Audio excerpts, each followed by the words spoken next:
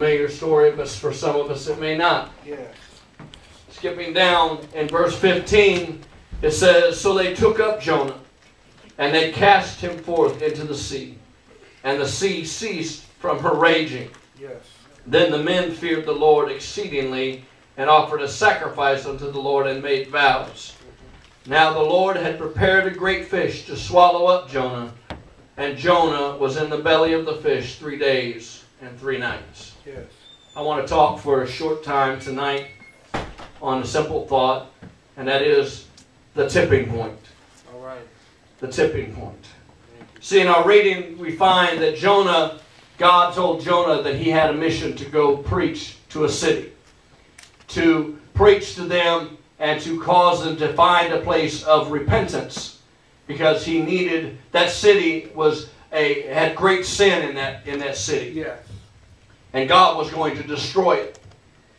But see, Jonah had his own thoughts about going to Nineveh. Right. That's right. Jonah didn't want to go. Matter of fact, he went the opposite direction. Yes.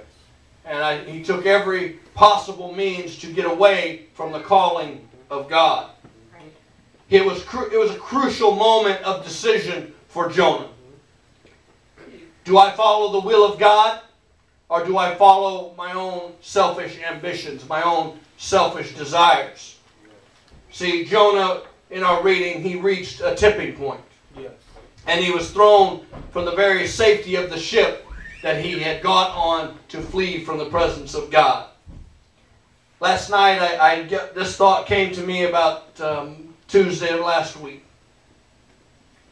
And last night I was sitting at my desk, putting my thoughts down to paper, and all of a sudden I heard a loud crash downstairs.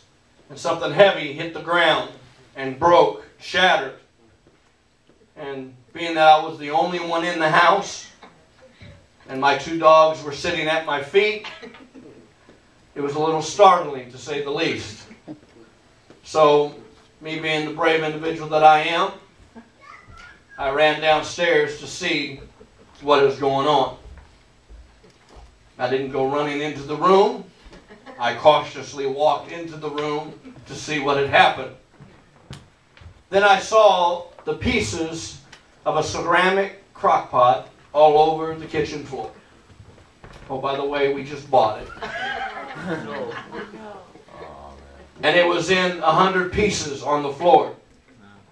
I began to look around and try to figure out, through my great detective work, what had caused this event. What had caused this event in my life that startled me while I was sitting studying for this crucial message. But soon I realized that crock pot had been washed and placed precariously upon other dishes that were in the drying stages. And some minor shift somehow in that stack caused that crock pot to fall and crash to the floor. See, that minor shift that happened to that crock pot devastated that crock pot from being used for its purpose. All right. It was designed, it was forged, it was made to have a certain purpose and to perform that task. But all of a sudden, within a moment's notice, with such a minor thing happening, it was now on the floor, broken in 1,000 pieces. And no way to put it back together to be used for its intended purpose. See, what caused it was a tipping point. There was something that occurred that caused the weight of that piece to shift and to fall off of the table for which it would be placed on. But see, tipping points don't always end in the way this story ended for that crock pot. Right. Tipping points can be used, if used correctly, can cause a very positive effect in our lives. Yes. But just as well as a positive effect, it can cause a very negative effect as well. Yeah. It all depends on your decision.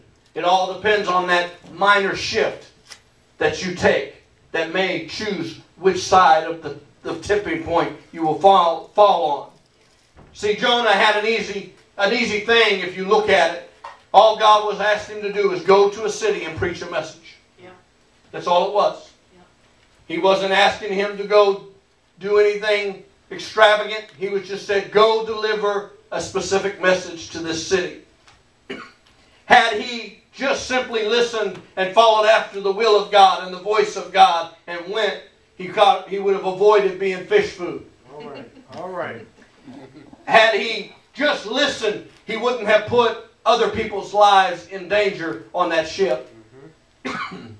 But it brings us to this point. There is a tipping point, a decision point that occurred in Jonah's life. Although at this time you'll find that he made the wrong decisions for all the wrong reasons. Right. But see, in our lives we have the same things happen on a consistent basis. Yeah. We're faced daily with a tipping point. Mm-hmm. We're faced daily when we wake up, are we going to serve God today? Yeah. Are we going to seek the will of God for our lives? Are we going to take time out to pray? Yeah. Are we going to take time out to read our Bible? Yeah. Or are we going to take time to satisfy our own selfish motives? Mm-hmm. How about another 15 minutes worth of sleep? All right. Yeah. How about another movie? How about another, you name it, you fill in the blank, whatever has your time.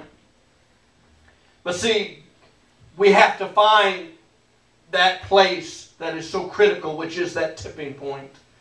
I remember looking in stores. My dad was an avid antiquer. He loved going to antique shops. And I remember as a kid, I hated going to the antique store. It was the most boring thing known to man to go to the antique store. But I remember that we had, some reason, he bought this scale. And it didn't make any sense. We had no use for it. My mom didn't cook. We didn't have any gold to weigh in it. But we bought this scale because my dad liked the way the scale looked. And this was an old scale.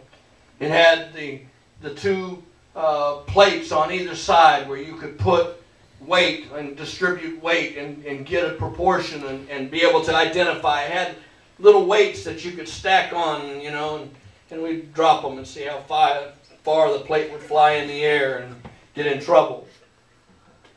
But there's something about that that's so much like our lives. It is set, the fulcrum is God Himself. Yeah. He sits in the middle and He's waiting for us to see which side of the scale we're going to put the most weight to. Yeah. See, there was something about when back in the 1800s when they struck gold and they were weighing out the gold, they would put all of the valuable gold on one side of that scale. And then they would use a weight, a counterweight, but that counterweight held no value. All it was weight. And they would put that weight on that side until they could balance out the scale. But in our lives, we find that we typically start stacking things that are meaningless and start stacking it on one side of our life and making it a priority. And then we look and all of a sudden, before we know it, the one thing that's the most important priority no longer is the priority. Yeah. That's right. We forget that, as David said, he said, the Lord is my light and my salvation. Yeah. Right. Whom shall I fear? Right. The Lord is the strength of my life, and whom shall I be afraid? Yeah. How many times we find ourselves in a weakened state because we've let ourselves come to the tipping point. But unfortunately, our tipping point didn't bring us where we needed to be. Yeah. It was cluttered with all of our cares of our life. It was cluttered with all of the things that we put so much importance on. All right. But in reality, when the day is done, they hold little value.